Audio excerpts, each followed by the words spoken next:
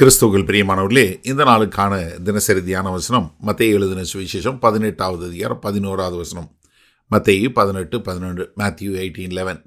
மனுஷகுமாரன் கெட்டுப்போனதை ரட்சிக்க வந்தார்.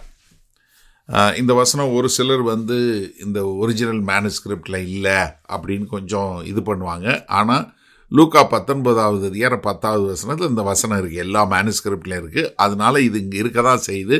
அதனால் நம்ம இருக்குதா இல்லையாங்கிறதுக்கு போக வேணாம், சரியா?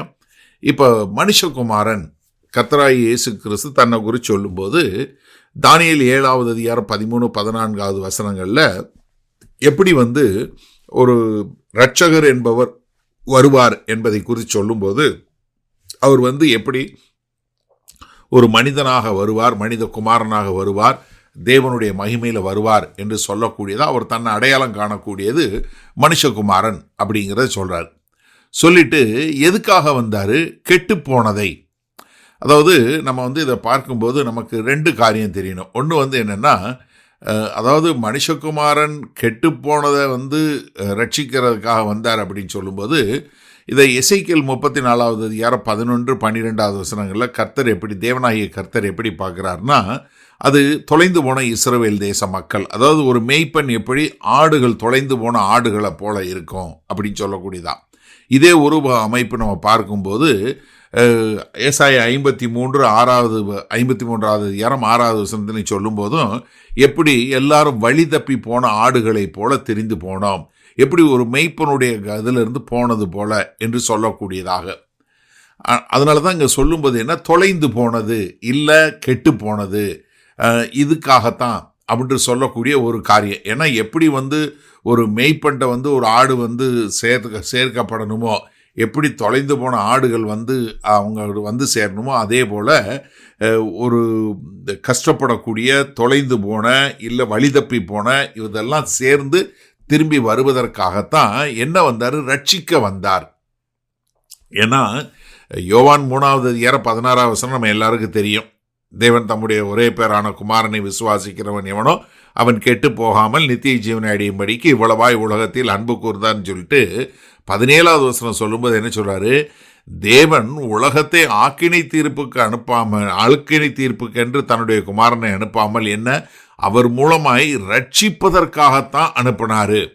அப்போ மனுஷகுமாரன் எதற்காக வந்தாரு? ரட்சிக்க வந்தாரு.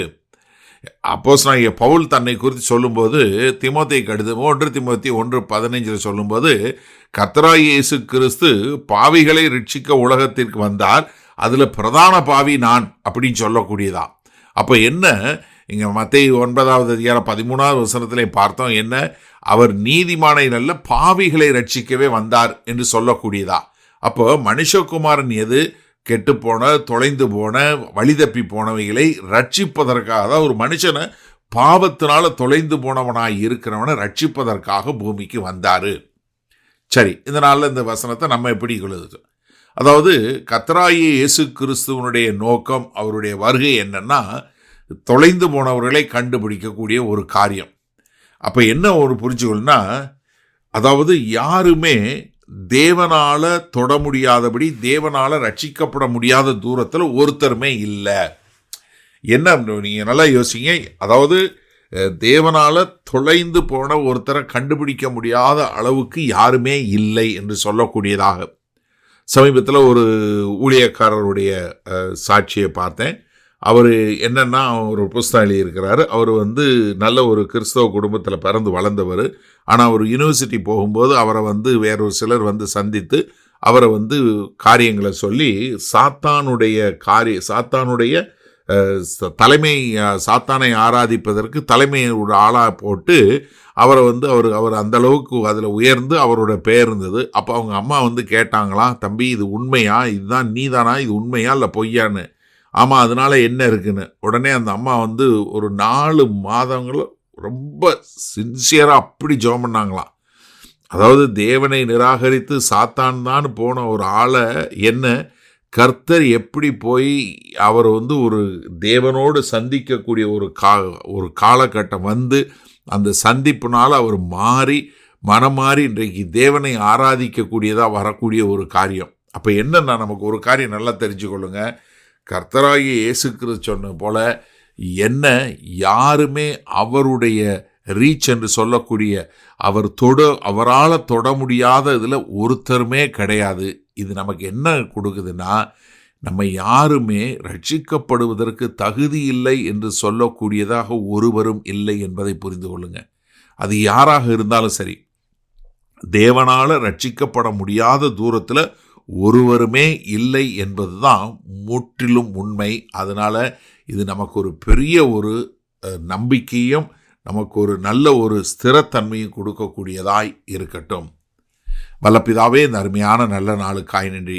ஆண்டவரே, இதோ எங்களுக்கு நன்றாக விளங்குது ஆண்டவரே, ஒருவரும் உம்மால் சந்திக்க முடியாத தூரத்தில் ஒருவருமே இல்லை.